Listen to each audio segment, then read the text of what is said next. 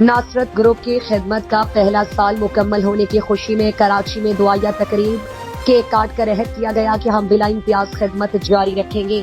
کراچی سے ممتاز منیر سہوترا کی report. ناصرت group of Harappa کی سماجی خدمت کا پہلا سال بہت سی کامیابیاں سمیٹ کر دوسرے سال میں داخل ہو گیا۔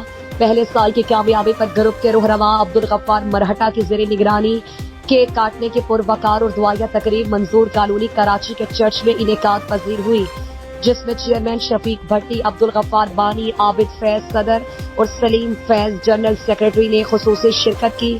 علاوہ خواتین اور بچوں اور ممبران نے شرکت کی۔ عہدیداران نے خیالات کا اظہار کرتے ہوئے ناصرت گروپ کے ممبران کو خراج تحسین پیش کیا، جنہوں نے سماجی خدمات احسن طریقے سے سر انجام دی۔ دعائیہ تقریب میں ملک پاکستان کی ترقی اور ناصرت گروپ ہڑپا کی مزید کامیابیوں کے لیے خصوصی دعا کی گئی۔